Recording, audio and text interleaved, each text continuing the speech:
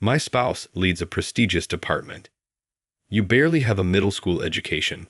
Therefore, you're nothing like him. Lily, a classmate and friend from my childhood, teased me with a sly smile. Then I guess he's fired. The things I had just uttered had even shocked my old classmates. My name is Mason. This year, I turned 30. I've been wed to Sarah for the past 3 years.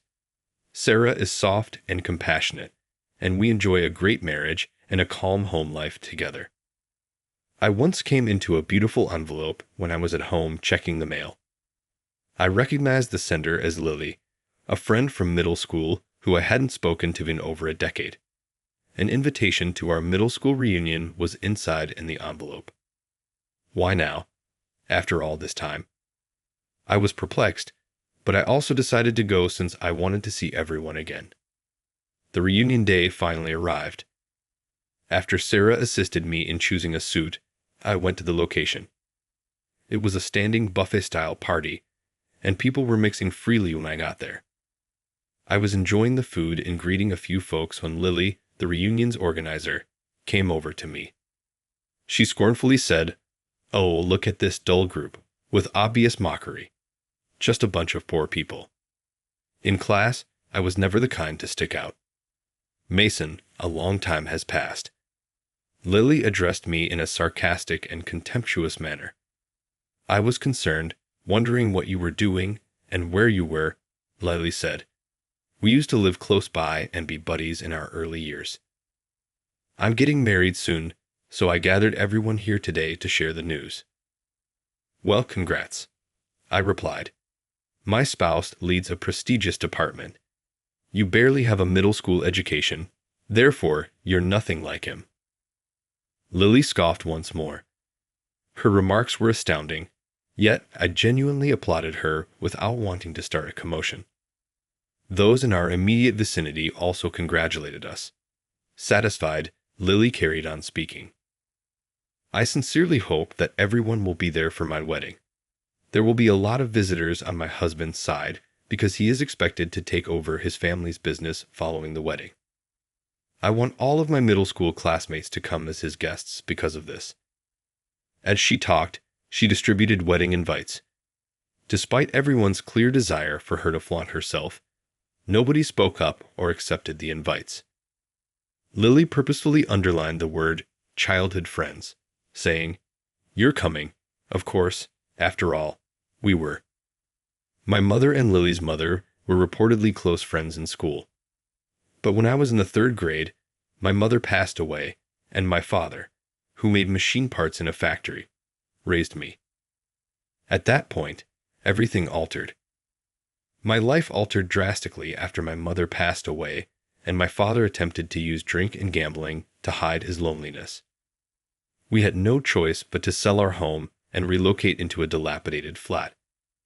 I had to settle with hand-me-downs from relatives because I couldn't afford a new uniform, even when I started middle school. There was not a single school function that my father went to, such as graduation ceremonies or open houses. My students began insulting me harshly and calling me dirty and impoverished as a result. When Lily realized this, she started to turn away from me, and by middle school, she was spearheading my bullying. When I gently broached the subject of high school with my dad during our 3rd year of middle school, he became enraged. "What topic are you discussing? I will never send you to high school." I was shocked and couldn't think of anything to say. I made a valiant effort to persuade my father that I wanted to finish my education, but he adamantly refused to listen. The fact that I will start working immediately after middle school was soon brought up in class. Lily, the life of the party in our class, was one of the people making fun of me. "After middle school, you're going to work. What? Well, I suppose you can't afford high school if you just have one parent. How sorry for one so impoverished as you." The other students laughed when Lily said this. I was so desperate to get my circumstances changed. I sneaked out of my house that day of my middle school graduation and boarded the train into the city by myself. I was terrified and anxious since I had no one to turn to. I've seldom ever gone back to my hometown or even my house since that day. I maintained occasional contact with a small group of close pals, but that was all. I later looked for a job in the city, but very few places would hire someone with only a middle school diploma. The cleaning company where I work now was the only job I could locate. I've always been a little bit of a neat freak, so this job seemed like a good fit. I put in a lot of work, and a few years later, at the age of 22, I ran into Sarah at work. Her lovely smile and her courteous demeanor toward everyone drew me in. Then she asked me out to supper, which astonished me. We kept dating and eventually tied the knot. I called my father as soon as I made the decision to marry Sarah, because I felt that I should at least let him know. However, he sounded completely indifferent. "Whoa, you're getting married to someone? She must be somewhat eccentric." "Dad, that's not a very nice thing to say." "Well, as long as you don't involve me, do whatever you want." I was pretty sad since I had secretly hoped he might be slightly pleased that his only son was getting married. However, Sarah reassured me softly. "I'm now your family, Mason. Let's concentrate on enhancing our enjoyment together going forward." I recall giving her a hug and crying a little when she said something that really affected me. Ever since, I've made an effort to put my family and peers behind me and concentrate on the life I've created. However, upon unexpectedly receiving an invitation to Lily's wedding, I made the decision to discuss it with Sarah upon returning home. Perhaps this is their attempt at making amends with you, Mason. Perhaps they've matured and are reconsidering. I said, "You think so?" Sarah said, "I think you should go. Of course, I'll be there with you." "Okay, I'll be there then. Regards, Sarah." I replied back the invitation with the notation attending the next day. I put on my suit the day of Lily's wedding, 3 months later. Sarah had her hair done in a lovely manner and had been dressed in a dress since the morning. I couldn't help but find her captivating. We went to the location together. One of the biggest and most well-known locations in the neighborhood served as the wedding site. Well, considering she's marrying the president of Harris Industries, it's no surprise the wedding is this grand. Sarah answered, "Yeah, I bet there are over 300 guests here." As we waited for the bride and groom to arrive inside the chapel, we engaged in conversation. Lily appeared very joyful as she strolled down the aisle alongside her father. Her father's expression was equally proud. I applauded like everyone else, but I was also a little jealous and nervous when I watched this moment. Seeing how I felt about my father's absence from my wedding, Sarah had thoughtfully proposed that we hold a short ceremony with just the two of us. We went to the friends' table, where my former classmates were sitting, after entering the reception hall. Sarah seemed to pique everyone's interest, and some even inquired about her educational background. Sarah, who found the scenario amusing, simply laughed it off. We looked at each other, and I sat down.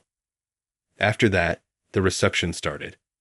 Lily, who was wearing a traditional attire at the time, grinned radiantly. Eric the groom looked like a crisp, contemporary CEO standing next to her. The pair was praised by all, who were happy for their union. Many of the attendees appeared to be Harrison Industries executives and staff members who had come to celebrate the couple's fresh start. Given that Harrison Industries is a mid-sized machine design company, the lavish nature of its president's wedding was not unexpected. Halfway through the reception, the bride and groom left for a quick change of clothes. I took this as an opportunity to get up, tell Sarah I was going to the bathroom, and walk outdoors. I was surprised to see Lily and Eric, who had just left. They were snapping pictures to remember. I never would have imagined running into them after they left. A little taken aback, I made sure to extend my sincere congrats right away. "I appreciate you having me here today, Lily. Many congratulations on your union." Lily spoke in a tone that belied her seriousness, and her expression soured. "Oh, you showed up at all? Have you been able to put together a suitable gift? At least it appears that you are dressed nicely in a suit. Is this man one of your peers?" Eric stood next to Lily and gave me a perfunctory, in-depth look. "He is, Indeed. Lily remarked. He insisted on coming even though I really didn't want to invite him because I was embarrassed. Sorry? Why not? Eric looked to Lily and inquired. I never made a point of going. All of my classmates present today, I'm sure, felt exactly the same way. Lily was the one who persuaded us to come. Though I wanted to say what was on my mind to ruin their special day, I refrained. But Lily and Eric never stopped making fun of me with no consideration for how I felt. As Lily said, because he's only got a middle school education, she gestured to me. Eric said, who, in a playful tone. When he looked at me, there was obvious disdain in his eyes. However, he's wed. In any case, what does your wife do? Asking Lily. I therefore gave a truthful response. She is employed as a cleaner. We work for the same company together. Lily and Eric exchanged a look at this, then their faces turned into twisted sneers. Well, that's a nasty, dirty job. For someone like you who only completed middle school, it's ideal. However, I wouldn't be able to admit it if I worked for a cleaning firm. Yes, I can't even begin to imagine that as a CEO. As low as it gets is that. I snapped, hey, don't talk like that. However, Lily dismissive waved her hand as though brushing off a nitpicky. Please just head home. It is awkward for you to be here. Poverty may spread among people. What was the point of both of you coming? Also deserving of humiliation is your spouse. How could she not feel self-conscious about walking next to someone like you? After saying that, Lily and Eric turned away from me. I trembled with wrath, clenching my hands. I came here hoping to really congratulate them despite everything that had happened to me in middle school. And this is how I'm treated. They not only made fun of Sarah and our work, but they also insulted me. This was not excused. A soft hand landed on my shoulder as I stood motionless in the wedding venue's entryway. Sarah, I heard everything. Mason, I have an idea though, Sarah replied, smiling calmly, but with a distinct hint of rage in her voice. Then Sarah and I went back to the reception hall. After changing into new clothes, Lily and Eric left the room for a time. But their faces twisted in disgust as they realized I was still there. I tried not to let it disturb me and did my best not to glance at Lily. A presenter took up the microphone and started pacing the room as the event was about to end. It seems that the MC was asking people to congratulate the pair as she went around the room. Harrison Industries staff members complimented Eric, and a woman who appeared to be one of Lily's acquaintances started crying and stated, I hope you have the happiest possible life. This produced a sentimental and cozy mood. After a while, the host moved to the table where Lily's classmates from middle school were seated. The bride's middle school classmates are pictured here. We would be delighted to hear your congratulations, Lily. I was given the microphone after saying that. I looked at Lily, who had a look on her face that stated, quite clearly, don't you dare say anything unnecessary. Instinctively, I turned to face Sarah, who nodded silently to me. I returned the nod and started talking. I attend the same university as the bride. I only want to make one statement. All contracts between Eric's company, Harrison Industries, and my company, Anderson Cleaning Services, will be terminated going forward. Suddenly, the room was silent. Grinning, I returned the microphone to the presenter. Well, just what does that mean exactly? The host stumbled and began to perspire. From the head table, Lily spoke up out of the blue. To everyone, I apologize. This individual is prone to lying and has unstable emotions. It's really awkward. Here he is, talking like a silly little janitor. Eric jumped right in. That's accurate. These kinds of people have no place here. Remove them from this place. The workers started coming up to Sarah and myself, who were still sitting there looking composed. The atmosphere in the room became strained. However, a voice suddenly boomed. Wait, Sarah, are you the executive officer and president of Anderson Cleaning Services? Eric's father, wearing an elegant tailcoat, was the one whose voice was filled with horror. As part of their marriage agreement, Eric had lately taken over Harrison Industries from this man. Yes, this is my wife Sarah, the executive officer of Anderson Cleaning Services, and I am the president of the company. As the bride's classmates from middle school, we were invited today. The visitors on Eric's side of the room started whispering to each other as I was speaking. The bride and groom had earlier ordered us to leave, claiming that our labor was filthy and humiliating and that poverty was contagious. Sarah gently remarked, "Please forgive us for staying despite their request." With a pale face, Eric's father started yelling at the head table. "Eric, please apologize to these folks right away." However, Eric and Lily answered with a half smile, Dad, what are you talking about? Why should we offer an apology to individuals such as them? Who the heck are these people, exactly?" Eric's father yelled again, his voice wavering. "Eric, do you not know who Anderson Cleaning Services is?" "What?" "Anderson Cleaning Services," Eric whispered. His face paled more and more as the reality set in. "You mean our main client. Wait." Eric's statements caused Lily to gasp in disbelief. "That's accurate. We recently hired your organization to create cleaning equipment for our company," Sarah muttered. "We recently placed a second order for the creation of a new vacuum model as well." Sarah is really the daughter of the people who own Anderson Cleaning Services, which I joined after relocating to the city. Sarah's parents actually owned and operated the company I started when I moved to the city. These days, the company not only offers cleaning services, but it also creates its own brand of cleaning supplies and just joined the online marketplace. It is therefore one of the few cleaning companies that has expanded to become a $100 million company, employing almost 6,500 people at its headquarters alone.